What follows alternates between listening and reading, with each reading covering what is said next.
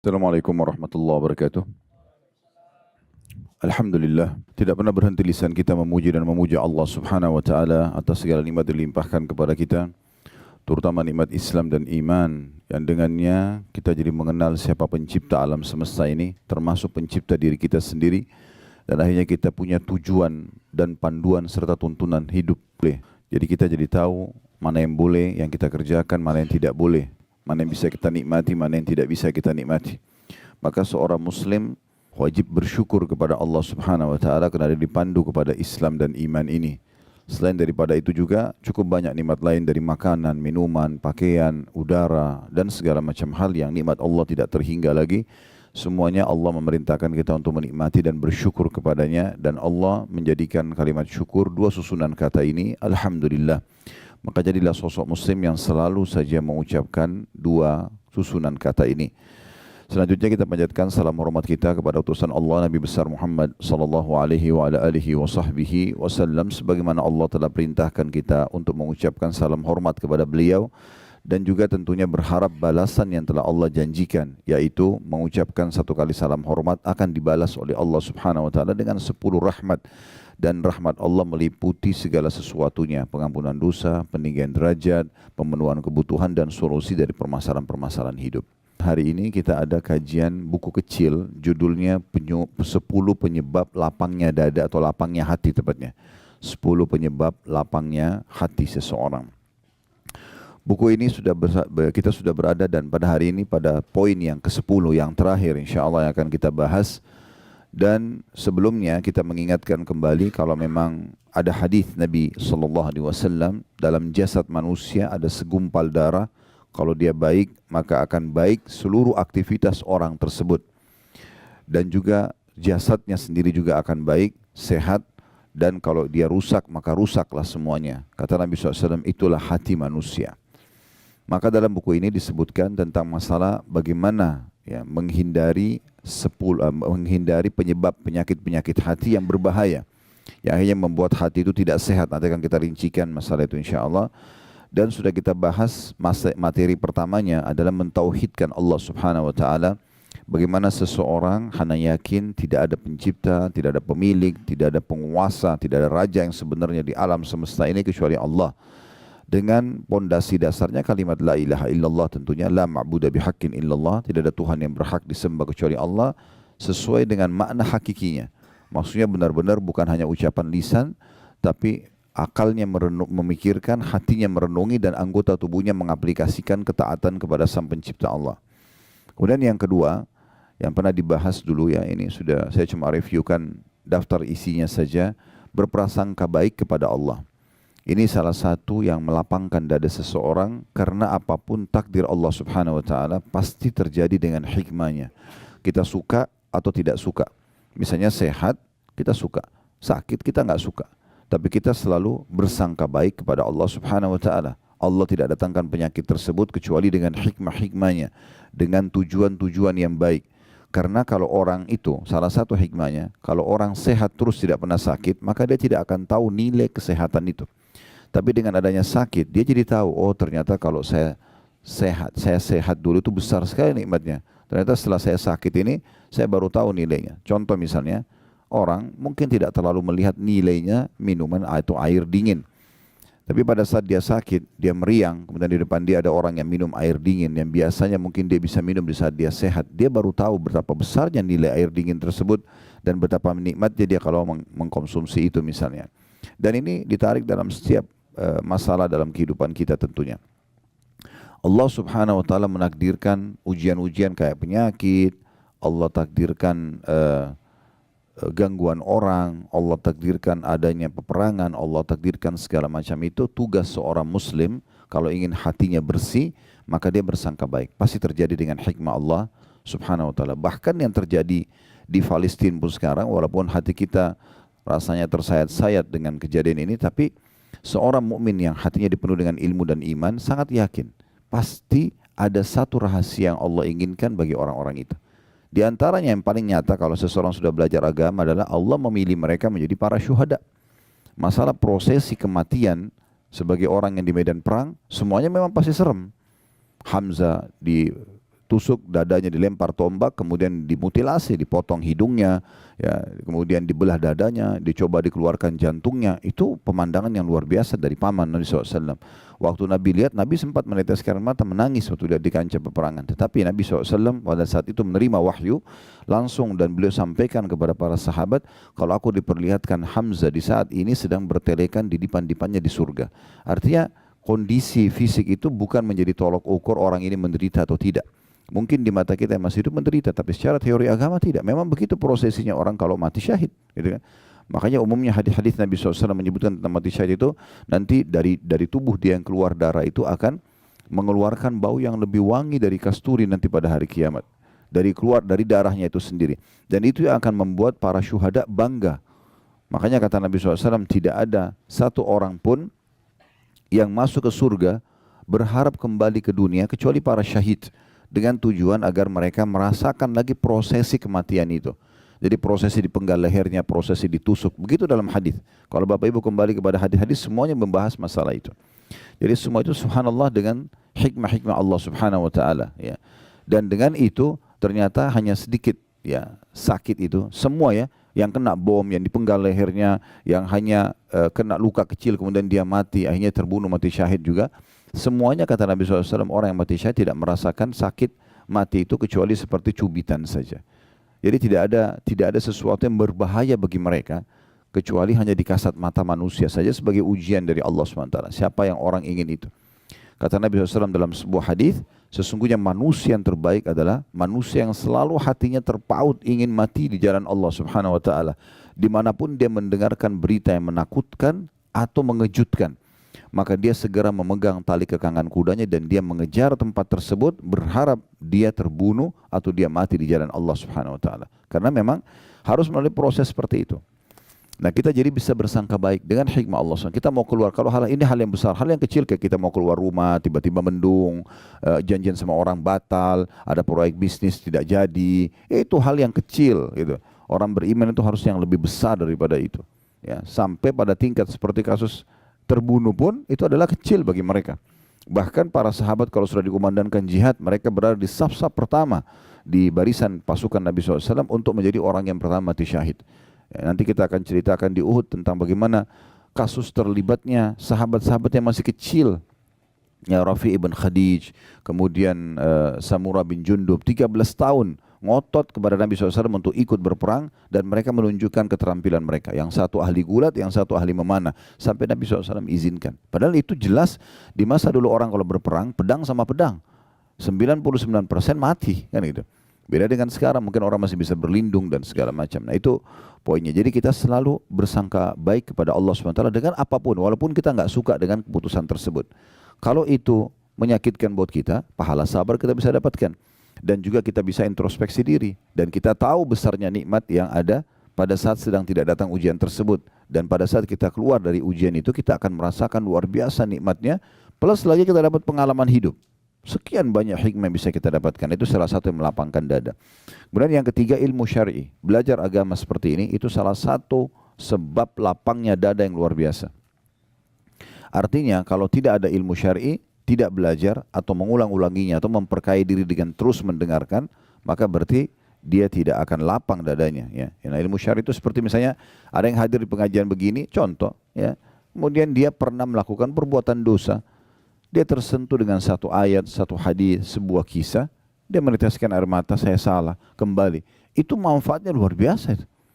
Mungkin kalau dia tidak hadir ilmu syar'i, dia tidak akan sadari kesalahannya dan akan berbahaya buat dia di kehidupan dunianya karena dia terus bisa mengulangi kesalahan tersebut. Jangan nanti Allah Subhanahu wa taala akan mendatangkan kebencian manusia dari perbuatan itu, kemudian ada siksa kubur, ya, kematian yang buruk, siksa kubur, kemudian juga berat di mahsyar, tambah lagi neraka nanti di akhir. Jadi semua itu dengan hikmah-hikmah Allah Subhanahu wa taala, di antaranya belajar ilmu syar'i ini melapangkan dada. Yang keempat itu sudah disebutkan oleh penulis, masalah berzikir, banyak berdoa kepada Allah Subhanahu wa taala. Ini bukan hanya berzikir, bukan hanya berdoa, tapi banyak berdoa, banyak berzikir. Tidak ada waktu yang kita lewatin, kesempatan kecuali kita berdoa. Apa saja momen yang kita lihat, Contoh kita lihat sebuah nikmat depan mata kita. Kita berdoa agar nikmat itu tidak dihilangkan oleh Allah SWT dan Allah tambahkan serta Allah berkahi. Pasangan hidup, anak-anak, harta melimpah. Jangan berhenti itu berdoa. Doa itu adalah senjata yang paling baik bagi seorang muslim. Begitu juga pada saat kita sedang melihat satu ujian yang ditimpakan pada orang lain, kesempatan emas kita berzikir kepada Allah dan berdoa karena kita sedang tidak diujikan. Dan juga kita berharap Allah SWT tidak timpakan kepada kita. Dan sekian banyak bahasan sudah disinggung pada saat itu. Nanti Bapak Ibu jemaah haji terus secara khusus yang belum mengikutinya bisa melihat di playlist YouTube insya Allah ya. Kemudian yang selanjutnya ada yang kelima adalah bersegera meninggalkan segala macam maksiat dan muhasabah untuk introspeksi diri. Kalau ada pelanggaran-pelanggaran agama itu pasti akan menyempitkan dada. Berarti kalau ada poin itu harus segera meninggalkannya. Dan setiap maksiat sekecil apapun sampai sebesar apapun sangat ya relevan atau sangat dekat sekali dengan hukuman dari Allah Subhanahu wa taala.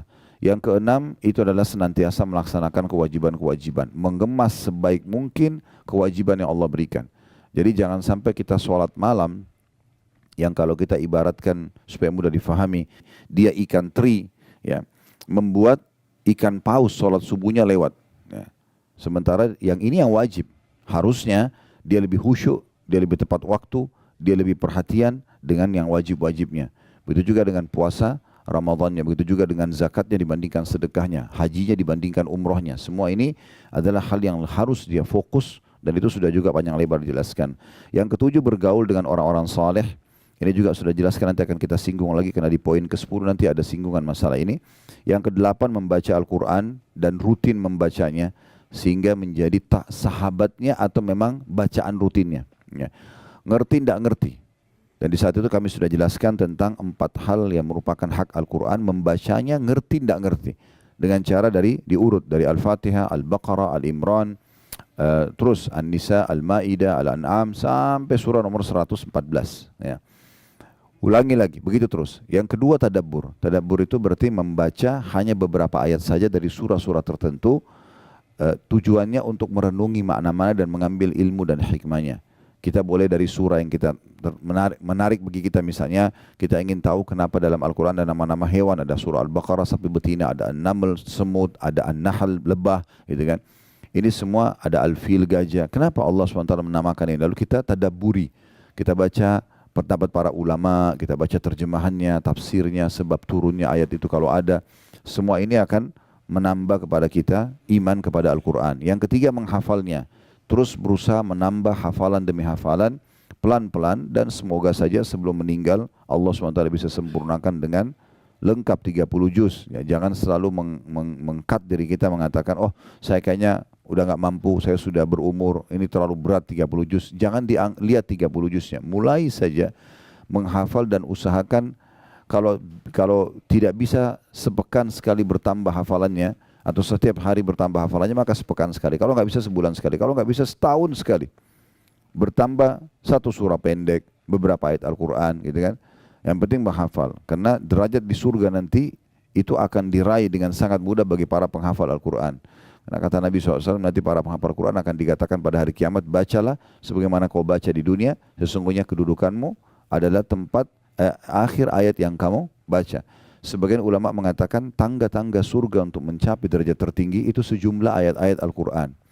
Sehingga kalau dia baca satu ayat diangkat satu tangga. Begitu terus sampai dia tiba di tempat tertinggi. Yang keempat, yang terakhir mengamalkan isinya. Kemudian yang kesembilan berbuat baik kepada sesama. Jadi bagaimana kita membantu orang lain, memuliakan orang lain dan segala macam hal. Ini kemarin di pelajaran Riyadhus Shalihin sudah kita singgung sebenarnya ya. Ini juga sudah kami bahas pada pekan lalu sebenarnya di bahasan buku ini. Tidak diulangi lagi karena kita akan masuk ke materi ke-10 untuk melapangkan dada, yaitu membuang kedengkian hati dan berkeinginan keras untuk membersihkannya. Nah, kita akan bicara di poin ke-10 ini penyakit-penyakit hati. Ya, jadi hati itu punya penyakit-penyakit. Ulama membagi hati Bapak Ibu sekalian menjadi 3 bagian. Ada hati yang paling sehat, ya. Kemudian ada hati yang sakit, dan ada hati yang mati. 3 hati ini memang dirincikan oleh para ulama ya. Kalau hati yang sehat ini hati yang diisi semuanya dengan keimanan, ilmu agama dan ketakwaan kepada Allah Subhanahu wa taala. Caranya harus banyak belajar ya. Dengan banyak belajar maka akhirnya hati kita itu selalu menjadi lunak, tunduk kepada Allah Subhanahu wa taala, bisa menerima takdir Allah, bisa memahami tentang fenomena kehidupan ini. Maka itu yang Allah sebutkan dalam Al-Qur'an, yauma la yanfa'u malun wala banun illa man atallaha biqalbin salim, ya. Pada hari kiamat nanti harta dan anak-anak itu tidak akan pernah berguna lagi, bisa menolong kita, ya, kecuali dia selamatkan dirinya dulu, kalau lebih amalnya baru bisa membantu. Kecuali kata Allah SWT, orang yang menghadap kepada Allah dengan hati yang bersih. Nah, hati yang bersih ini ulama menjelaskan tentang masalah hati yang bersih itu. Hati yang berisikan dengan tauhid kepada Allah SWT itu nomor satu dulu. Selalu saja dalam hatinya cuma ada satu Tuhan. Dia yakin kalau dia sedang sehat, sedang ada nikmat, yang ciptakan dia Allah, yang ciptakan nikmat itu Allah, yang bisa pertahankan hanya Allah. Kalau sedang ada ujian, dia sakit misalnya, atau ada gangguan, dia yakin yang ciptakan dia Allah, yang ciptakan masalah itu Allah, yang bisa memberikan solusi hanya Allah. Sehingga hatinya penuh dengan ketakwaan kepada Allah SWT dan dia tauhidkan hatinya. Ya, kayak ini butuh banyak sekali belajar agama dan berharap agar Allah Subhanahu Wa Taala menambahkan keimanan dalam hatinya. Saya pernah jelaskan dan saya ingatkan kembali, ilmu syar'i yang Bapak Ibu belajar ini seperti duduk seperti sini 1 jam, 2 jam dengarin, atau dengarin online kalau kita sekarang, itu pondasi keimanan. Tidak bisa iman kita itu ada dalam hati yang membuat kita bisa menerima takdir Allah, kita bisa bersabar kalau ada ujian, kita bisa bersyukur kalau ada nikmat, kecuali dia harus ada imannya. Nah, iman ini pondasinya yang bisa mendatangkan dia hanya ilmu agama, nggak ada yang lain. Duduk majelis ilmu begini nanti akan datang keimanan. Iman itu kalau sudah ada di atasnya ilmu syar'i, karena pondasinya kuat dari ilmu syar'i, maka dia akan bisa mengubah apa saja. Orang buruk menjadi baik, orang bodoh menjadi pintar, orang penakut jadi pemberani, orang pelit jadi dermawan, semua bisa berubah. Maka ini dimaksud dengan hati yang baik, ya, hati yang suci, hati yang bersih. Ya, dan kata ulama dianjurkan agar setiap orang kalau hatinya sudah ada dalam keadaan ini, dia tidak boleh membiarkannya rusak. Rusaknya dengan penyakit-penyakit hati. Contoh iri dan dengki, hasad, ini yang jadi poin bahasan nanti insya Allah. Kemudian ria, ya, penyakit-penyakit hati yang lain itu cukup banyak, ya.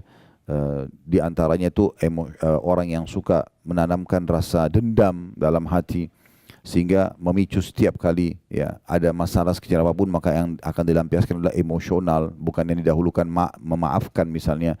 Sementara hati yang luluh itu, hati yang baik adalah hati selain mentauhidkan Allah, bertakwa kepada Allah SWT, hati yang penuh dengan amalan-amalan baik dalam hati. Amalan hati itu ikhlas, takwa kepada Allah, kemudian memaafkan orang lain, ridho dengan takdir Allah. Itu yang harus didahulukan. Jadi kalau orang isi hatinya dengan hal-hal yang baik, maka hatinya akan menjadi hati yang sehat sebagaimana Allah SWT sebutkan tadi. Kemudian ada hati yang sebaliknya, hati yang mati.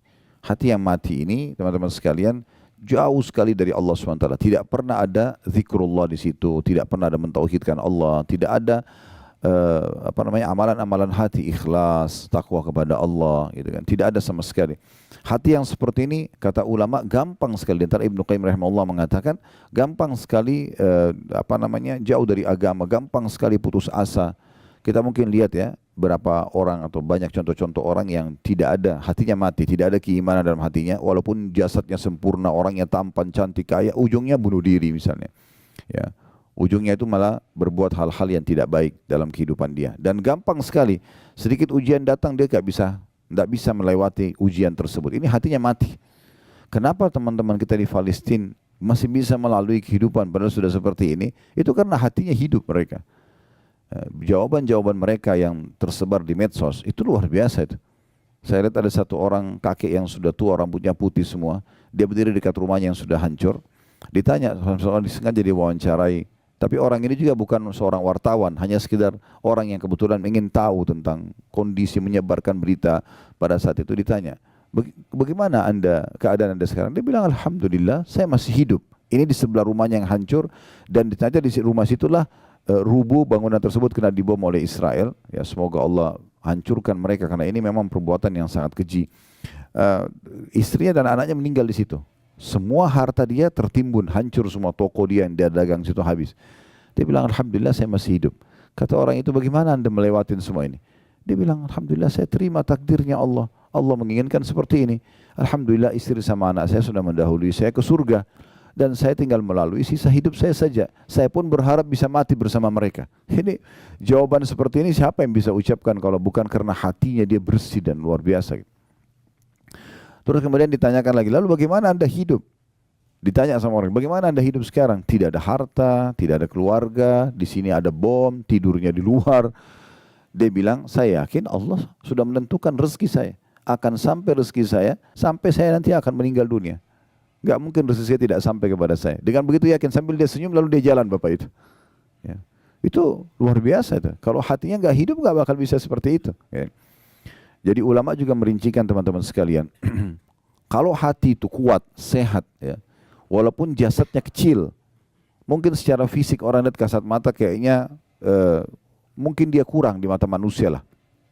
Tapi kalau hatinya dipenuhi dengan keimanan dan sehat, maka semua akan kuat luar biasa.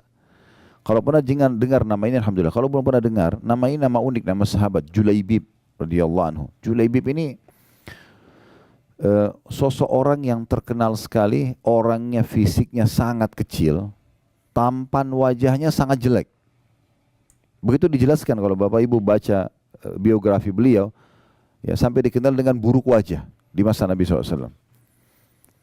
Tapi subhanallah hatinya luar biasa, bersih, ya hatinya kuat, ya penuh dengan keimanan kepada Allah SWT. Satu waktu Nabi SAW melihat dia, lalu Nabi SAW mengatakan, "Wahai Julaibib, saya lihat kamu sudah pantas untuk menikah. Kenapa kau enggak nikah?" Dia bilang dalam riwayat sahih, ini pernah kami bedah di YouTube ya. Ya Rasulullah, bagaimana saya mau nikah? Siapa yang mau nikah dengan saya? Saya tahu keadaan saya, tahu wajah beliau buruk, fisik beliau sangat kecil. Maksudnya kecil sini bukan normal gitu ya, sesuatu yang orang lihat pasti kurang gitu. Maka Nabi SAW mengatakan, saya akan nikahkan kamu insya Allah, ikutlah sama saya. Ikut. Nabi SAW datangi rumah seorang dari orang Ansar, yang memang hati mereka juga hati yang diisi dengan keimanan. Terkenal memiliki seorang anak gadis yang cantik dan salihah. Maka Nabi SAW bilang, setelah salam mereka kaget lihat Nabi datang, mereka sambut dengan meriah. Lalu kata Nabi SAW, setelah salam kami punya hajat dengan kalian. Bahasa ini biasanya orang di masa itu menggunakan bahasa santun kalau ingin melamar. Kami punya hajat dengan kalian, maksudnya kami ingin menikah gitu. Mereka dengan sangat gembira, selamat datang ya Rasulullah, karena mereka pikir Rasulullah akan nikah dengan anak mereka. Kata Nabi SAW, bukan buat saya tapi buat Julaibib. Begitu menjawab Julaibib, oh Julaibib terkenal di Madinah, ya tampangnya buruk segala macam. Maka mereka mengatakan, kalau Julaibib kami akan tanya anak kami dulu, karena anak perempuannya lagi ada di dalam. Subhanallah, anak perempuan ini dengar. Maka dari belakang dinding kamarnya, perempuan itu, anak perempuan mengatakan, wahai ayah dan ibuku, apakah kalian berani untuk menolak lamaran Nabi SAW? Ini lamaran Nabi. Terima lamaran dan nikahkan saya sama Julaibib yang telah Nabi pilih. Maka dinikahkan, subhanallah, perempuan ini sempurna secara fisik, nikah sama orang yang kurang. Apa yang terjadi? Baru berapa bulan saja, berapa waktu mereka berjalan menikah, terjadi perang Uhud. Kemudian setelah itu, ya, Julaibib terbunuh mati syahid. Waktu ditemukan di medan perang, Julaibib itu orangnya sangat kecil fisiknya, tapi ditemukan dia mati syahid. Di sebelahnya ada 7 atau 8 orang kafir Quraisy yang terbunuh di tangan dia. Jadi bukan masalah fisik yang kuat, yang besar saja. Kalau tidak diikuti dengan hati yang sehat, nggak bisa. Tapi kalau hati yang sehat itu luar biasa. Dia bisa menguatkan orang, bisa melalui permasalahan-permasalahan hidup dengan mudah, bisa bersyukur dengan luar biasa gitu. Itu semua karena hati yang hidup. Berapa banyak orang teman-teman sekalian hanya dengan mendapatkan air dingin saja dia bisa meneteskan air mata karena lunak hatinya. Hatinya sehat. Tahu kalau ini nikmat besar. Apalagi kalau sudah nikmat-nikmat yang besar, dia bisa biologis yang halal, dia punya anak-anak, dia punya pekerjaan namanya harum. Oh, ini luar biasa ya. Nikmat yang luar biasa yang harusnya bisa kita tahu. Nah, kalau hati yang mati lawannya semua. Tidak ada rasa syukur, tidak ada isinya keimanan. Ya, banyak kasus orang bunuh diri, banyak kasus orang walaupun sudah kaya raya masih mencuri, walaupun ini dan itu. Tidak ada rasa syukurnya kepada Allah SWT. Semuanya serba kurang. Kemudian yang ketiga kata ulama adalah hati yang sakit. Hati yang sakit ini, hati yang ada bibit keimanan, tetapi dia campurkan dengan penyakit-penyakit hati. Nah, kalau orang seperti ini harus segera dia taubat kepada Allah SWT dan dia bersihkan hatinya dengan banyak beribadah kepada Allah SWT sehingga keimanan memenuhi hatinya dan akhirnya mengeluarkan semua penyakit-penyakit hati tersebut.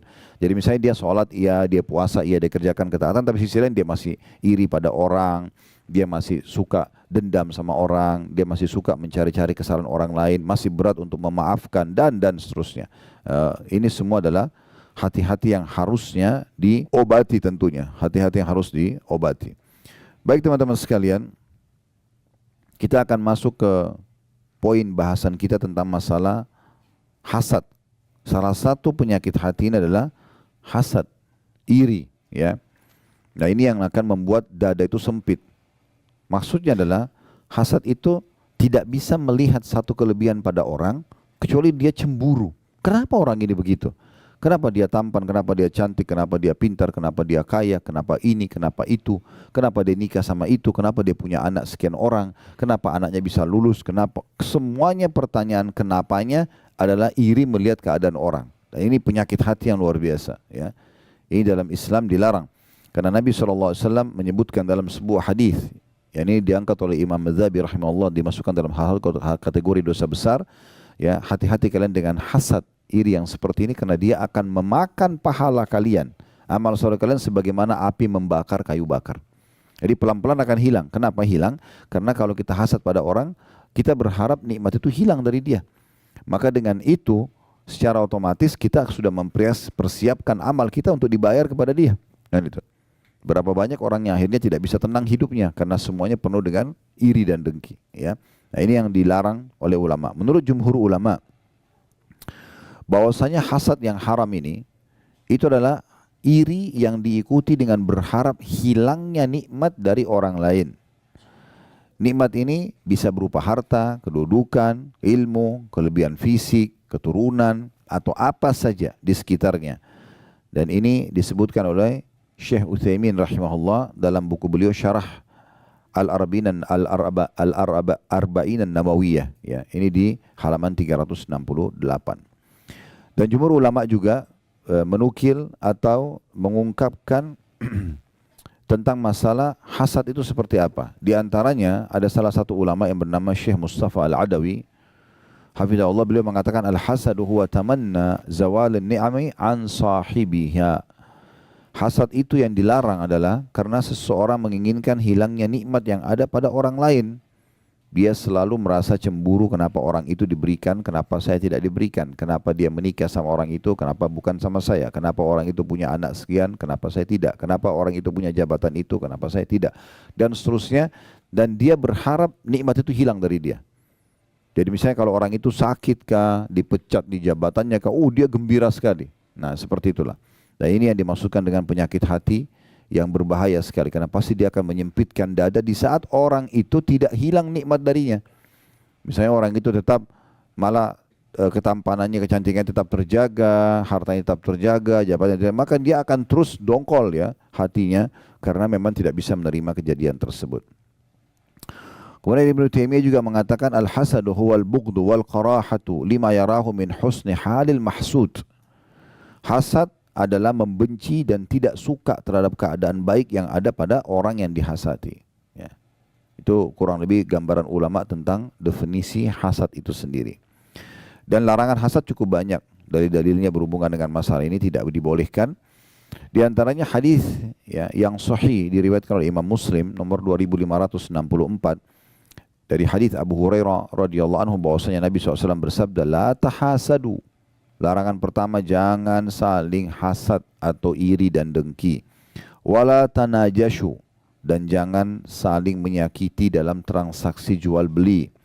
Cocok beli, nggak cocok ya sudah, nggak usah dijatuhkan atau jelek-jelekan. Wala tabaghadu, dan jangan juga kalian saling benci. Wala tadabaru, jangan kalian saling mendiamkan atau memusuhi, musuh-musuhan ya. Ya tidak saling ngobrol, tidak saling tegur-teguran. Wala yabi' ba'dukum ala bai'i ba'd, dan jangan juga seseorang dari kalian bertransaksi atau jual beli di atas transaksi saudaranya. Wa kunu ibadallahi ikhwana, jadilah semua hamba-hamba Allah bersaudara. Al-muslimu akhul muslim, seorang muslim adalah saudaranya muslim yang lain. La yadhlimuhu, tidak boleh dia menzaliminya. Wala yakhdhuluhu, dan tidak boleh dia menelantarkannya, membiarkannya dalam kondisi ya tidak dipenuhi kebutuhan padahal kita mampu ya. Wala yakdzibuhu, dia tidak boleh berdusta atau membohonginya. wala yahkiruhu, tidak boleh dia menghinanya. At-taqwa hahuna, wa yushiru ila sadrihi sallallahu alaihi wasallam thalatha marrat. Lalu beliau mengatakan ketakwaan itu ada di sini. Untuk menerima perintah yang saya sampaikan ini, pesan yang saya sampaikan ini dari Allah, kata Nabi SAW, ada harus diikuti dengan ketakwaan, dan itu ada di sini. Beliau berikan isyarat di hatinya atau di jantungnya. Bihasbi imri'in minasyarr an yahkira akhahu muslim.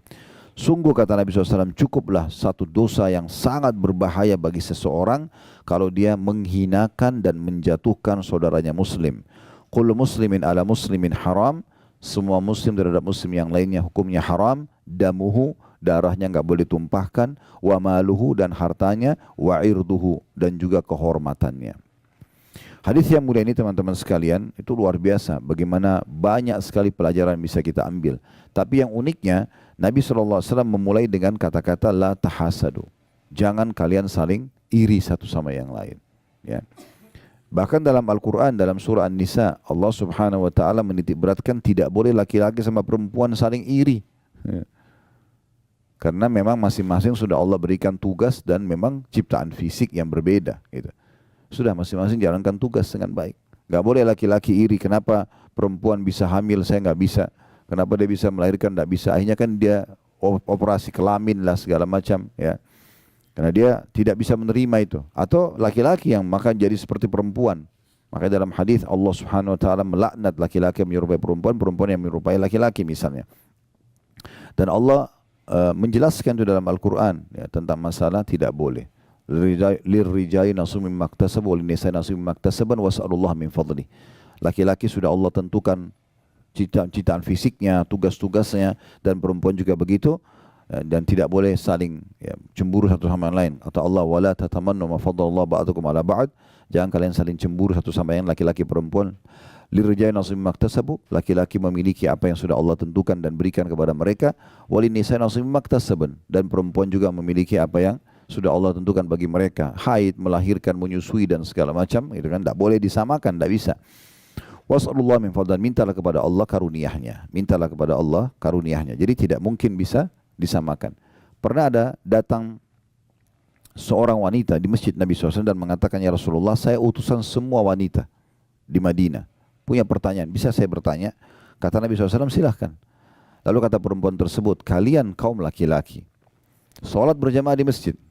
Perempuan sholatnya di rumah. Boleh ke masjid, tapi beda sama laki-laki. Laki-laki memang pendapat jumhur ulama mewajibkan malah. Dengan segala keutamaannya.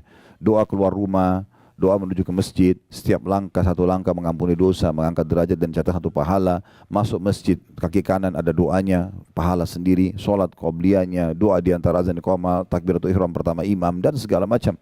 Zikir habis sholat ini perempuan di rumah. Ini otomatis berjamaah umumnya, ini sendiri. Kalian sholat berjamaah, kalian mengantar jenazah. Ya. Sholat jenazah laki-laki perempuan bisa, tapi mengantar jenazah ini umumnya pendapat ulama melarang kaum wanita, gitu kan? Kecuali darurat sekali. Dan itu diberikan kriteria oleh Imam Qurtubi rahimahullah dengan dia tidak menjembatkan fitnah bagi orang yang mengantar jenazah.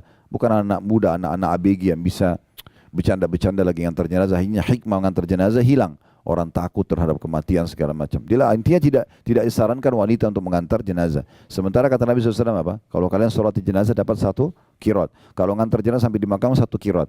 Berarti perempuan dapat 1 qiraat. 1 gunung kena sholat, tapi tidak dapat 1 qiraat yang lain mengantar jenazah. Laki-laki bisa. Ini kalian mengantar jenazah. Ya, sudah ada perbedaan maksudnya. Kalian sholat di masjid, kalian mengantar jenazah, kalian mencari nafkah.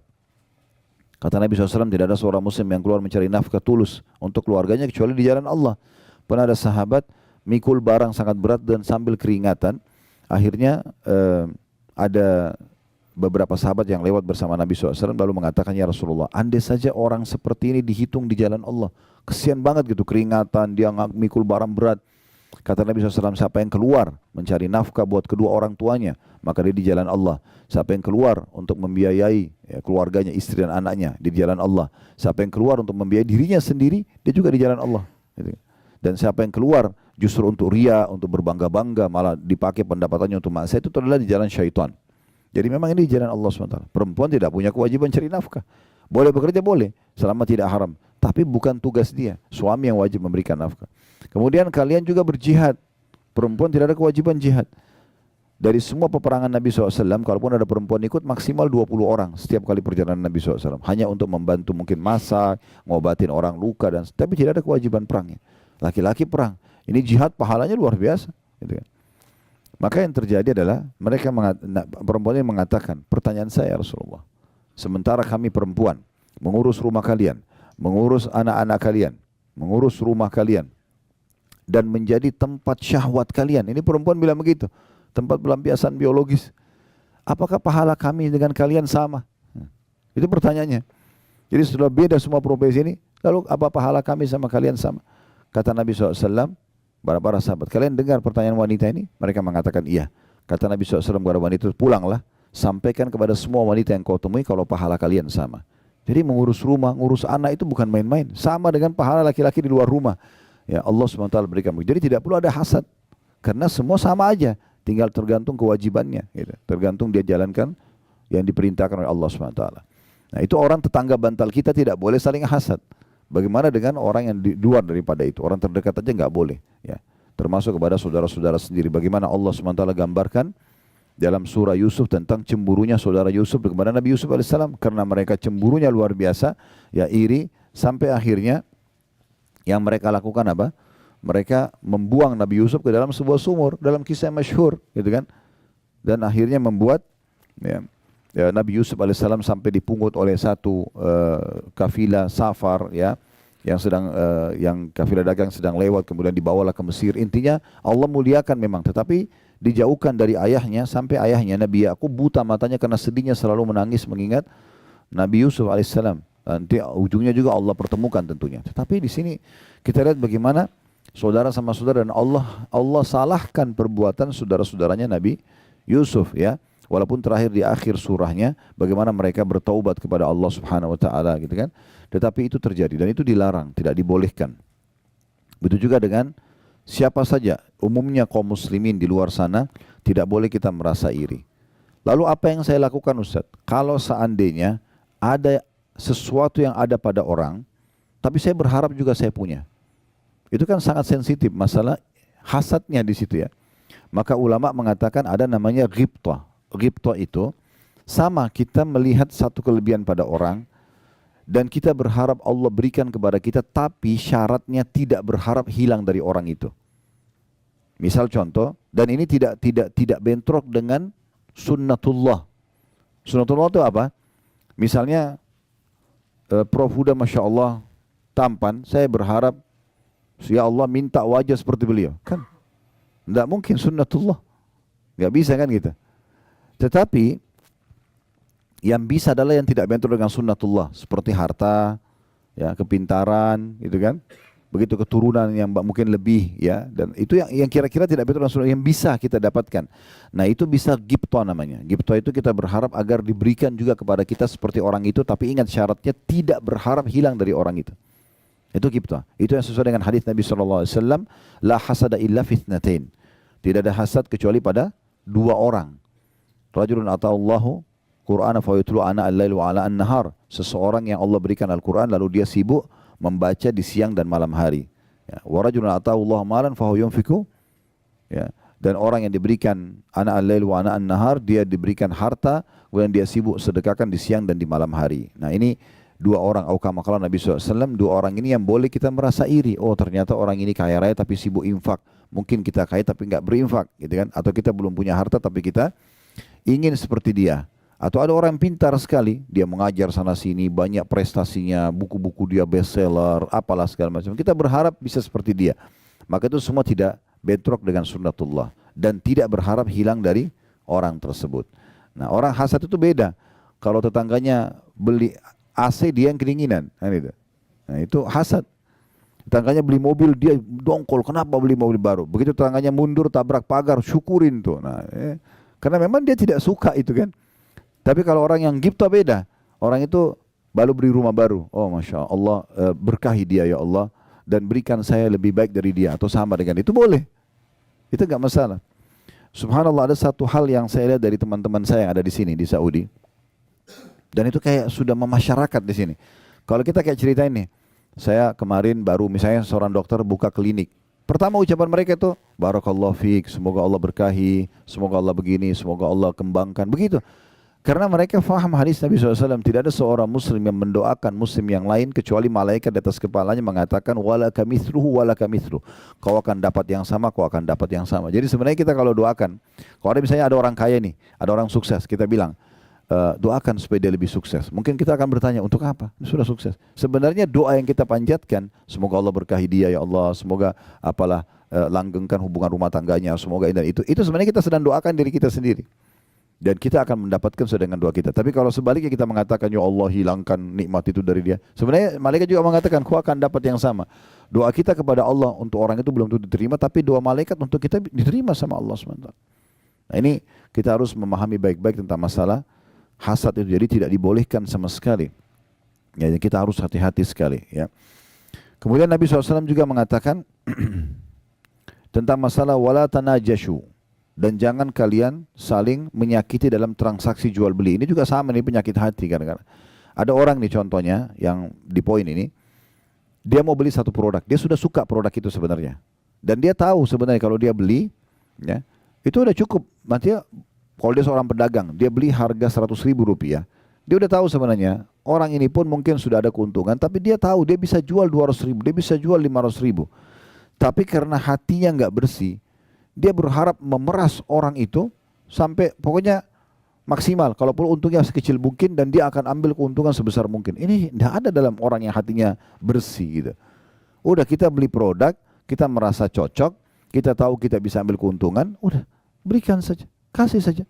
Biarkan Allah yubarik lahu, Allah berkahi dia. Kenapa kita harus iri orang ini akan dapat keuntungan berapa? Apalagi sampai telusuri berapa dia dapat keuntungan. Dia harusnya tidak boleh begitu dan begitu. Untuk apa?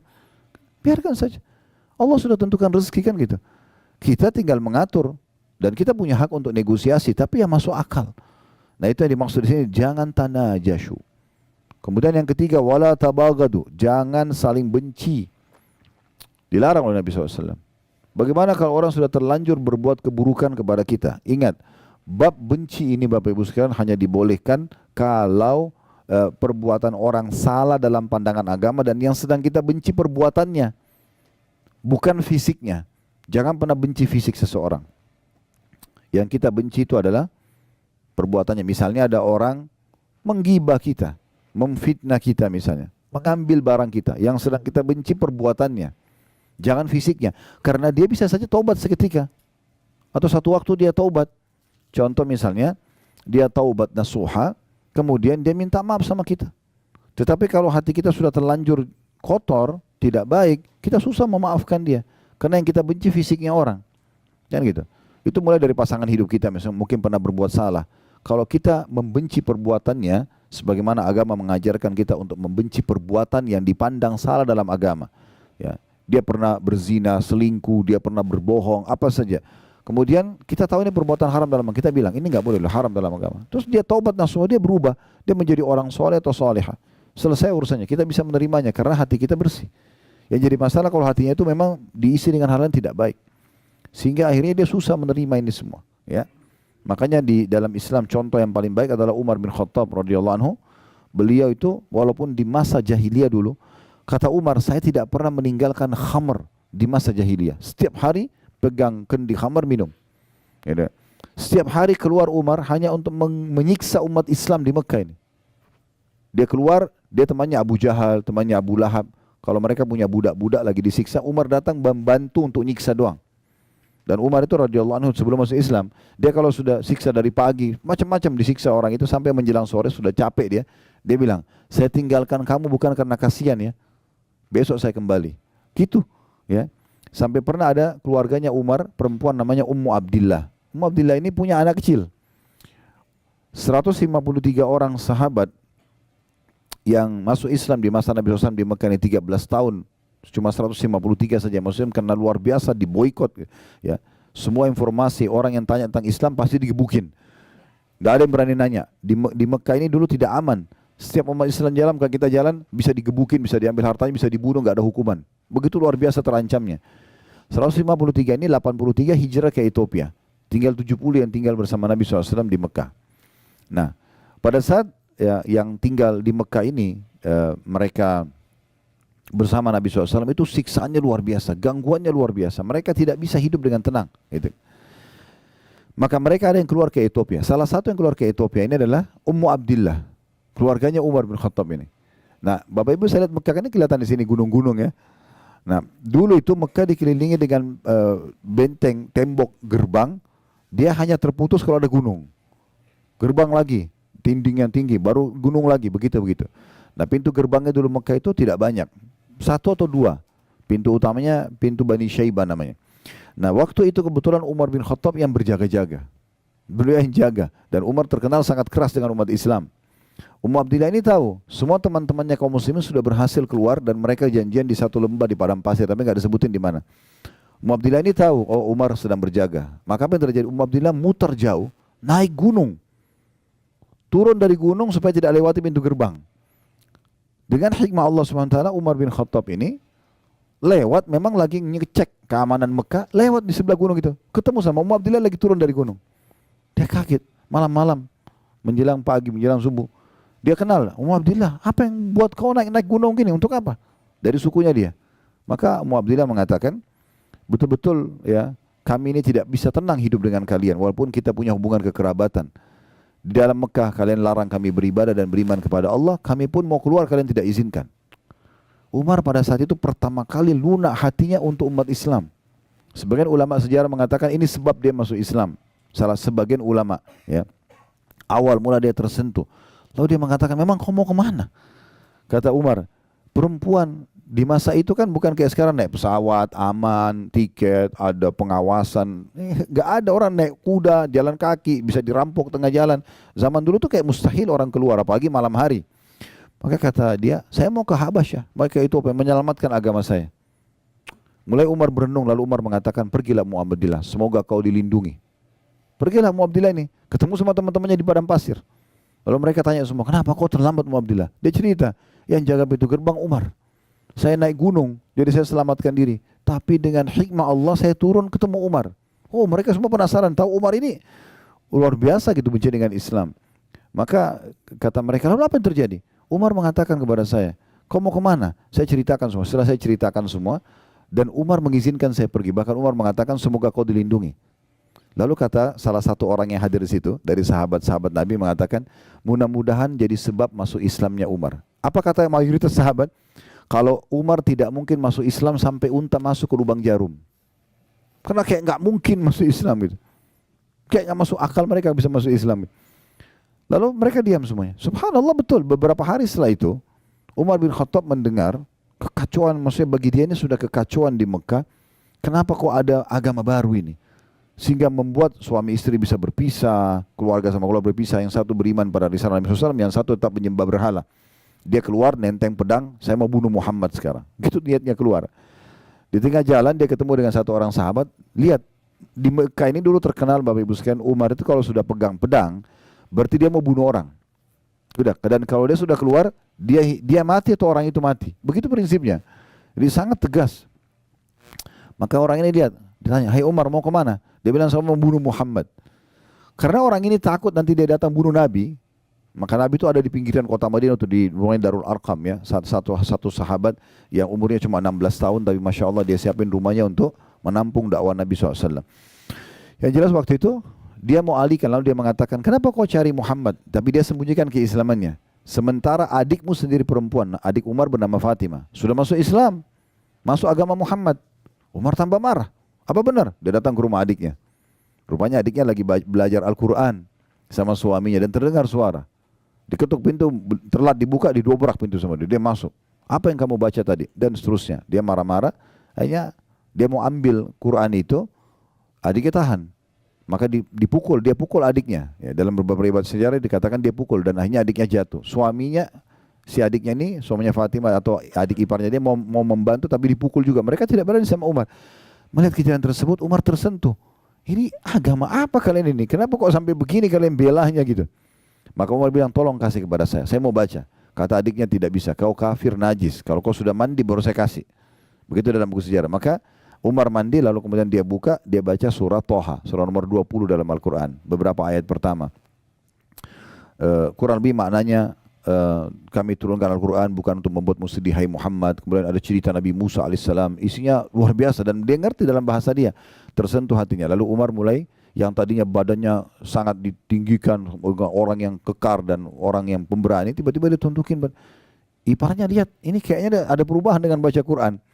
Maka tiba-tiba dia mengatakan, tolong tunjukkan di mana Muhammad. Lalu dipandulah sampai ketemu dengan Nabi SAW. Waktu dari jauh dia datang, dia masih pakai baju perangnya, dia masih pegang pedangnya. Maka sahabat yang lihat dari lantai 2-nya rumahnya Arqam ini, ya, melihat Umar datang. Semua sahabat ketakutan. Maka kata Hamzah itu, ya Rasulullah, saya yang hadapi dia. Ya, ada apa-apa? Mereka tidak tahu kalau mau masuk Islam. Ya. Kata Nabi SAW tidak. Hamzah masuklah ke dalam kamar. Nanti saya yang hadapi. Begitu dibuka pintu, Umar tundukin kepalanya lihat Nabi SAW. Lalu kemudian dipanggil oleh Nabi. Lalu Nabi pegang pundaknya dan digoyang dengan keras sambil mengatakan, hai Umar, belum tibakah saatnya kau tunduk dengan agama Allah? Maka Umar tundukin kepala 2-3 kali sampai akhirnya beliau masuk Islam. Tapi yang jadi saksi bahasan kita teman-teman, Umar bin Khattab kalau kita mau benci fisiknya, ya itu sudah tidak ada orang yang suka sama dia. Semua hal yang dilakukan keburukan pada masa itu, ya. Apalagi untuk umat Islam. Tapi subhanallah, apa kata para sahabat? Kami merasa termuliakan setelah masuk Islamnya Umar. Ya, dan Nabi SAW berdoa, ya Allah muliakanlah Islam dengan salah dari 2 Umar.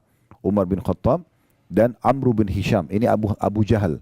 Abu Jahal ini julukannya namanya dia Amr bin Hisham. Karena 2 orang ini pemimpin Mekah dan kalau ambil satu keputusan dia nggak mau mundur. Pokoknya dia jalan aja, punya prinsip, nah gitu. Tapi luar biasa, bagaimana kita ambil pelajaran teman-teman, kita tidak melihat fisik orang, tapi kita sedang melihat perbuatan salahnya. Kalau ini kita lakukan, hati kita bisa bersih. Ya. Tapi kapan kita benci fisiknya, ini menjadi masalah. Ya. Dan kita sulit sekali memaafkan orang. Kenapa banyak orang susah memaafkan orang? Karena dia benci fisiknya. Ya. Ini saya kasih contoh yang lain supaya mudah difahami. Kita kasih contoh di makanan misalnya. Ya. Kalau teman-teman satu waktu makan ikan, amis ikannya. Yang kita benci apanya? Ikan atau amisnya? Nah banyak orang tidak, ikannya yang dia benci. Sehingga dia tidak mau makan ikan. Dia pikir semua ikan amis. Benar nggak? Sekarang antum makan jeruk. Jeruknya asam. Yang kita tidak suka apanya? Nah banyak orang tidak begitu. Dia benci jeruknya. Ya. Jadi yang dia benci fisiknya ini yang salah. Sehingga akhirnya membuat dia tidak mau sama sekali makan lagi itu. Tidak mau lagi, tidak mau. Ada orang begitu. Pernikahan. Rusak pernikahannya. Yang dia benci, ya pernikahannya keliru. Masalah kan ada permasalahan dengan sifatnya pasangan dia. Belum tentu semua orang sama. Saya berapa kali nasihatin orang begitu. Dia berumah sudah janda atau duda, datang konsultasi dengan keluarga mereka. Kemudian minta saran, ini soalnya tidak mau menikah lagi. Ada yang sampai 10 tahun, ada yang sampai sekian lama. Kenapa? Trauma dengan yang itu. Trauma dengan masalah ya perbuatan pasangan yang dulu, tapi dia tidak boleh membenci pernikahannya. Itu nggak ada urusannya sama pernikahannya. Bisa saja dia dapat orang yang lebih baik gitu. Ya, istri saya kebetulan waktu itu kami masih di Makassar, punya sahabat dekat. Qadarullah terjadi yang tidak baik antara rumah tangga dia sama istrinya gitu. Ya, mereka juga waktu itu masih agak jauh dari agama, tapi intinya perempuan ini teman dekat istri saya. Terjadi cerai sama suaminya, intinya perempuan itu terpengaruh dengan laki-laki lain sampai akhirnya dia nikah sama laki-laki lain, ditinggalkan suaminya, merasa terpukul segala macam gitu ya. Mungkin setelah kejadian itu sekitar 6-7 tahun seingat saya kalau saya tidak salah. Ada tablik akbar di Makassar, saya sudah pindah ke Jakarta, tablik akbar di Makassar. Di masjid yang besar waktu itu ya, Masjid An-Markas. Alhamdulillah waktu itu selesai tablik akbar, lalu ada satu orang dari jauh manggil saya, Assalamualaikum Ustaz. Saya pikir jemaah umumnya salaman. Terus dia bilang, antum lupa sama saya. Ingat siapa orang ini, karena berubah. Dia sudah jenggotan, dia pakai baju koko, dulunya tidak seperti itu. Kemudian dia bilang, saya si Fulan disebut namanya. Oh iya, Masya Allah, saya tahu masalah rumah tangganya dia. Ini gimana caranya nih, jangan sampai dia tersinggung. Oh iya. Terus saya cuma bicara secara umum. Tapi dia sendiri bilang, Alhamdulillah Ustaz, saya sudah berumah tangga lagi. Oh Masya Allah ya. Bahkan sekarang saya sudah punya 2 atau 3 anak gitu. Terus gimana Masya Allah, bagaimana ceritanya? Oh dia bilang Alhamdulillah, mungkin dengan hikmah Allah dulu saya justru cerai dengan pasangan saya karena dulu tidak punya anak memang mereka ya. Dan dengan perbuatan yang dilakukan istri akhirnya Allah pisahkan, dan Alhamdulillah Allah kasih sekarang saya muslim yang baik, dan saya sekarang punya rumah tangga bahagia. Nah karena dia tidak benci, dia tidak trauma dengan pernikahannya, dia cuma trauma dengan perbuatan istrinya, dia bisa menikah lagi contohnya. Dan sekian banyak hal yang kita bisa tarik dalam masalah ini. Nah itu Sedikit rincian lebih dalam Bapak Ibu sekalian tentang masalah wala tadabaru. Jangan wala tagabaru, tabagadu, jangan saling membenci. Kemudian wala tadabaru. Nabi SAW mengatakan, jangan kalian saling mendiamkan. Dalam sebuah riwayat lain tidak boleh seorang muslim mendiamkan saudaranya lebih dari 3 hari. Ya, musuh-musuhan lah ya. Ini tidak boleh. Saran saya, ini cuma saran saja. Kalau Bapak Ibu ingin tenang hidupnya, ingin bahagia, ada permasalahan apapun, jangan dinginapkan. Selesaikan pada saat itu. Suami istri kah, sama siapapun, clearkan langsung. Duduk, masalahnya apa? Ini. Yang salah, minta maaf. Yang benar, memaafkan. Buka lembaran baru. Memang begitu kehidupan kita teman-teman sekalian. Gak ada orang ideal sekali semuanya tidak ada salahnya sama sekali. Itu gak mungkin. Kan gitu. Makanya Imam Syafi'i rahimahullah mengatakan orang kalau mau langgang dalam bersahabat, maka dia harus bersabar dengan kekurangan dan kesalahan sahabatnya. Yang penting orang itu tidak ngotot dengan kesalahannya, dia mau berubah. Karena tidak ada manusia yang sempurna. Nah, ini yang dimaksudkan. Terutama dalam masalah, saya kadang-kadang kalau mecahin masalah-masalah rumah tangga teman-teman, dengan izin Allah SWT, bukan dari saya tapi Allah mudahkan saja, selalu saya ingatkan masalah itu. Syaitan ini selalu membuat masalah-masalah kecil dalam rumah tangga sudah cukup membuat mereka tidak interaksi biologis berapa hari, mereka saling mencari kesalahan berhari-hari. Makin lama kita perbaikin, makin banyak permasalahan yang dilahirkan. Kenapa enggak duduk aja, selesaikan hari itu, pegang tangan pasangan, duduk baik-baik, kita bicarain masalah. Masalahnya apa? A, B, C. Oke, siapa yang benar? Nanti akan ketahuan tuh, pasti enggak mungkin dua-duanya benar, pasti ada benar, ada salah. Oke, yang salah minta maaf, yang benar memaafkan, buka lembaran baru, dan selesai. Semua isi WA yang lalu-lalu bertengkar, hapus, enggak usah dibaca lagi. Sudah baik-baik, 6 bulan berjalan, kemudian tersinggung masalah itu, kamu pernah buat itu? Kapan? Ini buktinya. Ya. Gak usah dibawa-bawa, selesai. Buka lembaran baru berarti seperti kita hidup baru. Memang harus begitu. Dalam kehidupan kita harus begitu. Dalam rumah tangga, dalam berteman, dalam berbisnis memang sudah begitu. Selama orang itu mau memperbaikinya, sudah. Kita tidak perlu saling mendiamkan. Ya, kita harus berlapang dada. Abu Bakar radhiyallahu anhu pernah membiayai Marthad, ya, salah satu sepupunya. Kemudian ini termasuk yang menyebarkan fitnah bohong tentang zinanya Aisyah sama Safwan. Padahal sebenarnya tidak. Ini sepupunya. Abu Bakar membiayai hidupnya orang ini. Lalu kemudian dia gosipin berita itu. Termasuk dia dicambuk 80 dera di masa Nabi SAW. Ya, ada 3 orang didera pada saat itu, Hasan bin Thabit, kemudian Marthad bin Abi Marthad ini, atau ada nama lainnya ya, julukan atau nama lainnya, ada nama-nama lain yang disebutkan oleh ulama. Kemudian ada satu lagi, Hamna binti Jahash, ini ipar Nabi SAW sendiri, saudaranya Zainab binti Jahash. Itu akhirnya dicambuk ya si sepupu Abu Bakar ini. Abu Bakar bersumpah sama Allah, kamu yang selama ini saya bantu, kok masa buat begini gitu? Demi Allah saya tidak akan bantu kamu lagi. Itu normal manusiawi kan? Kita bantu tapi dia malah yang menyebarkan gosip yang tidak benar tentang anak kita itu. Tapi Allah SWT turunkan dalam surah An-Nur ya. Janganlah orang yang telah diberikan kelebihan harta, kedudukan. Abu Bakar maksudnya, turun kepada Abu Bakar. Dia tidak mau membantu para kerabatnya, orang-orang yang berperang jalan Allah dan seterusnya gitu kan. Maka Allah menutup sambil mengatakan, Ala tuhibbuna an yaghfirallahu lakum? Apakah kalian tidak ingin dengan memaafkan dan membuka peluang lagi kesempatan bagi orang lain untuk memperbaiki kesalahannya, Allah memaafkan dosa kalian? Itu dalam surah An-Nur Allah sebutkan. Maka Abu Bakar langsung mengatakan dalam riwayat-riwayat yang sahih, ya Tuhanku, aku ingin engkau memaafkanku. Lalu dia bayar kafarah sumpahnya, lalu dia kembali membiayai hidupnya sepupunya tadi. Ya. Tapi di sini tentu sepupunya dalam kondisi bertobat, mengakui kesalahannya. Ya. Maka di sini yang berarti yang dia benci bukan fisik, tapi dia benci perbuatan yang dilakukan tadi. Selama orang tinggalkan selesai. Kemudian wala yabi' ba'dukum ala bai'i ba'd, dan janganlah kalian transaksi di atas transaksi ya saudaranya. Jadi termasuk kalau sudah mulai negosiasi. Contoh kita masuk ke, ada si A masuk ke satu toko baju, dia ambil baju itu dari hanger, dia lagi mau lihat. Nggak boleh teman-teman datang, oh ini bagus, ini buat saya aja. Selama dia masih pegang nggak boleh. Walaupun belum terjadi jual beli. Kalau dia sudah batalin, ya, dia batalin, dia taruh, memang dia sudah tidak ingin. Kita tahu orang ini mungkin masih ragu, dia masih mau pilih yang lain, baru kita bilang, ya ini sudah selesai, ya baru kita ambil, gitu. Ya. Itu begitu saya tidak boleh. Apalagi kalau orang sudah bayar DP, orang sudah transaksi, baru kita batalin dengan cara kita memberikan harga yang lebih mahal. Ini semua hukumnya haram. Transaksi sudah jadi hilang keberkahannya. Kemudian kata Nabi SAW, wa kunu ibadallah ikhwana. Jadilah hamba-hamba Allah yang semuanya bersaudara. Ya, kalau bersaudara berarti saling mendahulukan satu sama yang lain. Ingat kemarin kita singgung hadis Nabi SAW ya, dari Abu Sa'id Al-Khudri, di mana Nabi SAW mengatakan waktu lihat orang balik kiri kanan seperti orang butuh, kemudian Nabi bilang, siapa yang punya kelebihan tunggangan bagi pada yang tidak punya, siapa yang punya kelebihan bekal berikan kepada yang tidak punya.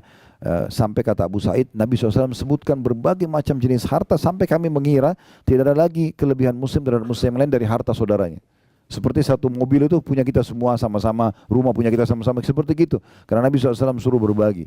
Dan Abu Sa'id mengatakan menurut hadis kemarin kita singgung gitu ya, saya memiliki 1 ekor unta saja dan saya coba menampung 2 sampai 3 orang dan akhirnya saya membagi rata waktu penggunaan unta tersebut antara saya dengan saudara-saudara saya tersebut. Jadi memang luar biasa bagaimana Islam datang membangun ukhuwah ini ya. Kisah yang masyhur yang kita tidak asing lagi tentang Abdurrahman bin Auf dengan Sa'ad bin Ubadah radhiyallahu anhu. Sa'ad bin Ubadah memiliki setengah harta kebun kurma di Madinah, dia punya 2 orang istri. Ini bayangkan teman-teman, saya kadang-kadang kalau mau menyampaikan berulang-ulang kisah ini, saya bayangkan kalau saya di posisinya Sa'ad, begitu luar biasa susahnya ini. Sampai dia mengatakan, hai Abdurrahman, sebagai bentuk cinta saya kepadamu karena Allah, saya akan memperlihatkan, saya memiliki setengah kebun kurma di Madinah ini punya saya akan bagi. Ya, anggap kalau kita di Jakarta punya perusahaan-perusahaan semua ada ribuan perusahaan, setengahnya 500, misalnya 1000 perusahaan, 500 punya kita, bagi 250 perusahaan punya kamu langsung. Ini orang baru ketemu hari itu, baru disaudarakan dalam Islam, langsung dia mau berbagi. Tidak cukup sampai di situ.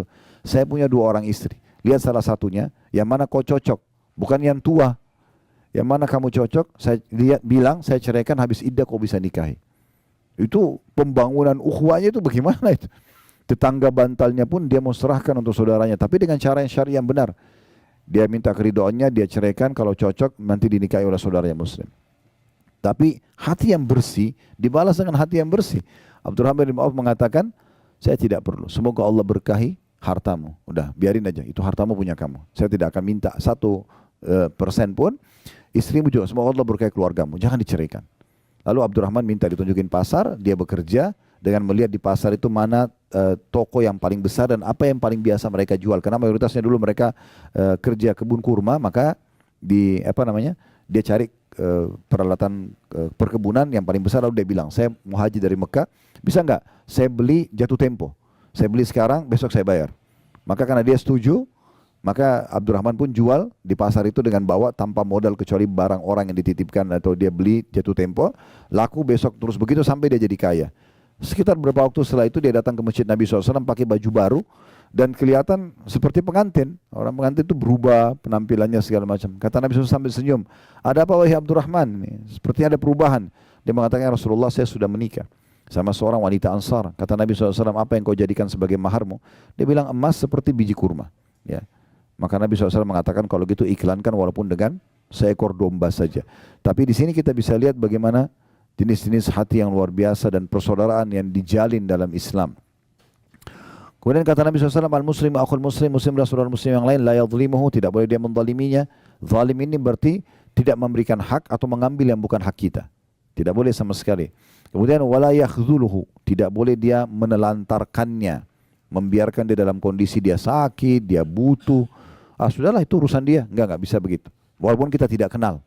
Ya, makanya sebagian orientalis, orang-orang non-muslim yang belajar Islam, pusatnya di Kanada, mereka punya kampus sendiri dan itu banyak melahirkan di tengah-tengah umat Islam orang-orang liberal, ya, yang memang pemahamannya kita sudah tahu di negeri kita pun ada. Semoga Allah kasih hidayah semuanya, ya boleh, semuanya toleransi, semuanya segala macam, tidak ada batasan mana yang boleh, mana yang tidak boleh dalam agama Islam. Nah, mereka itu ada di antara tokoh-tokohnya yang mengatakan yang sangat luar biasa dari Islam setelah mereka pelajari, ya, itu adalah mereka akan langsung saling mengakui bersaudara walaupun baru ketemu, hanya mengatakan nama anda siapa, agamanya apa, begitu dia bilang muslim, selesai. Seperti sudah terangkat semua batas di antara mereka, langsung ngobrol masalah Al-Quran, masalah hadis, masalah halal haram, bisa saling bersedekah, saling bantu. Itu tidak terjadi pada komunitas lain. Jadi memang sudah seperti itu orang muslim, dia tidak akan telantarkan saudaranya. Wala yakdzibuhu, tidak boleh dia mendustakannya. Ya, apa yang disampaikan kita iakan kecuali betul dia terbukti dusta. Ya. Kemudian juga wala yahkiruhu, tidak boleh dia menghinanya. Ya. Sama dengan cara apapun, misalnya menghina secara fisik, mencibirnya, ya mempraktek baik dengan lisan ataupun dengan praktek tubuh ya. Kalau teman-teman pernah, tentu saya yakin kita hafal semua surah Al-Humazah ya. Allah SWT berfirman di ayat pertamanya, wailun likulli humazatin lumaza. Kecelakaan, kebinasaan, kehancuran, siksa di lembah neraka, itu namanya wail. Kalau Bapak Ibu baca wail seperti wailun lil mutaffifin, ya, wailun likulli humazatin lumaza, ini wail dalam bahasa Arab bisa berarti kecelakaan, kehinaan, siksaan di lembah di api neraka gitu kan. Ini semua maknanya sama. Untuk semua lumaza dan humaza. Dua kelompok, siapa mereka? Lumaza itu yang menyebutkan aib orang lain dengan lisannya. Itu lumaza. Yang humaza, bedanya cuma pertama lam, yang kedua ha. Ya. Lumaza sama humaza ya. Wailun likulli humazatin lumaza. Humaza yang pertama yang menceritakan aib orang lain dengan lisannya, dan lumaza pakai lam itu yang mencontohkan aib orang lain dengan fisiknya. Jadi temannya cadel dicontohin, temannya pincang dicontohin. Nah itu semua tidak boleh sama sekali. Itu namanya ihtikar, merendahkan, tidak boleh. Nah Nabi SAW mengatakan, kalau seseorang antara kalian melihat apa yang tidak ada pada dirinya, ada pada diri orang lain, misalnya orang lain pincang, orang lain tuli, orang lain cadel, apalah kekurangan fisik yang tidak ada pada kita, kata Nabi SAW, siapa yang lihat sesuatu kurang dari seseorang dan tidak ada padanya, dia membaca, Alhamdulillahilladzi afani mimma btala bihi. Segala puji dan puja kehadiran Allah yang telah menyelamatkan aku dari apa yang diujikan pada orang ini, wa faddalani ala katsirin mimma khalaqa tafdila, dan mendahulukan aku dengan kelebihan yang banyak, kelebihan yang banyak. Maka dengan doa ini kata Nabi SAW, maka pastikan Allah tidak akan menimpakan dia apa yang diujikan pada orang tersebut. Jadi kita begitu, bukan malah kita menghina-hinanya gitu. Kemudian kata Nabi SAW, at-taqwa hahuna, ketakwaan. Untuk menerima semua ini butuh ketakwaan. Patuhan pada Allah ada di sini. Lalu beliau menunjuk dadanya 3 kali. Lalu beliau mengatakan, bihasbi imri'in min syarr an yahkira akhahu muslim. Sungguh dosa yang sangat berat seseorang itu menghina saudaranya muslim. Kullu muslim ala muslimin haram. Ketahuilah dan jadikan sebagai prinsip hidup kalian, semua muslim dan muslimah hukumnya haram. Darahnya enggak boleh ditumpahkan, hartanya enggak boleh diambil, dan juga kehormatannya enggak boleh dicoreng. Kehormatannya enggak boleh dicoreng. Baik, ini gambaran tentang masalah hasad itu sendiri. Saya akan coba bacakan sebagai penutup apa yang ditulis oleh penulis di poin ke-10, dan dengan ini tentunya buku ini alhamdulillah sudah selesai kita bedah, dan buku ini buku kecil, buku saku sebenarnya. Saya biasa kadang-kadang juga membedah buku-buku begini supaya tema tertentu habis, kemudian kita lanjut lagi ke tema yang lain gitu ya. Nah, kata penulis di sini tentunya dalam buku ini, dan buku ini ditulis oleh Darul Wahyin ya. Beliau mengatakan, hati yang bersih adalah sebab penting sebab penting yang menyebabkan kelapangan hati seseorang. Dan itu otomatis akan mendatangkan kegembiraan dan kebahagiaan untuknya. Saya ulangi lagi, hati yang bersih, bersih dari kesyirikan, dari maksiat, dari segala macam hal yang tadi sudah kita berikan rinciannya. Dan sudah kita rincikan lebih dalam lagi penyakit-penyakit hati yang dalam hadis baru saja kita jelaskan. Hati yang bersih adalah sebab terpenting yang menyebabkan kelapangan hati, yang akan mendatangkan kegembiraan dan kebahagiaan untuknya. Sementara dendam dan dengki adalah penyakit hati yang paling berbahaya dan pasti akan menyempitkan dada seseorang. Lalu kata beliau, Ibnu Qayyim rahimahullah mengatakan, di antaranya ya, ini perkataan Ibnu Qayyim nanti kita jelaskan lebih jauh. Bahkan ya, yang terbesar ialah membuang kedengkian dalam hati. Maksudnya kalau mau lapang dada, kata Ibnu Qayyim, di antara cara yang paling baik, yaitu seseorang kalau mau mengeluarkan dan membuang kedengkian hati ialah, di antaranya yang untuk lapang dada, bahkan yang terbesar adalah mengeluarkan dan membuang kedengkian hati. Jadi bagaimana kita keluarkan dari hati kita? Ini adalah di antara sifat-sifat tercela yang menyebabkan hati sempit dan tersiksa, serta menghalanginya dari mendapatkan kebersihan hati. Sebab ketika manusia melakukan sebab-sebab yang bisa melapangkan dadanya, sedangkan ia tidak membuang sifat-sifat tercela tersebut dari hatinya, maka itu tidak berguna untuk melapangkan dadanya ya, atau tidak ada gunanya kalau dia lapangkan dada sementara masih ada penyakit-penyakit hati dalam hatinya.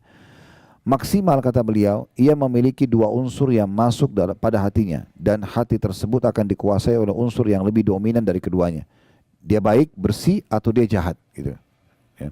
Maka kita harus pilih salah satunya. Karena itu hendaklah Anda, semoga Allah Subhanahu wa taala, ini kata Ibnu Qayyim ya, semoga Allah Subhanahu wa taala memelihara Anda, berkeinginan keras untuk membersihkan hati Anda dan menjauhkan dari segala yang dapat menyempitkannya. Tinggalkanlah permusuhan, kebencian, dan kedengkian kepada orang lain. Cintailah orang lain sebagaimana Anda mencintai diri Anda sendiri. Jadi kalau kita tidak ingin dihasati, tidak ingin diganggu, jangan juga lakukan pada orang lain. Sebagaimana kita suka muamalailah orang lain dengan sama. Ini sejalan dengan firman Allah SWT dalam surah Ar-Rahman, hal jazaul ihsani illal ihsan. Semua kebaikan akan dibalas dengan kebaikan. Jadi secara rasional juga kita kalau tutur kata yang lembut, orang akan balas lembut. Ya, kita tatapan matanya syahdu, tangan kita dermawan, kita suka membantu, maka akan sama responnya dari orang lain gitu ya. Cintailah orang lain sebagaimana Anda mencintai diri Anda sendiri, niscaya Anda menjadi orang yang paling bahagia di dunia dan juga di akhirat. Lalu kemudian beliau mengatakan, semoga Allah Azza wa Jalla memberikan taufik kepada kita semua dan memberikan kebaikan dan kebahagiaan dunia dan akhirat. Lalu dengan itu penulis menutup bukunya dengan kalimat yang terakhir tadi.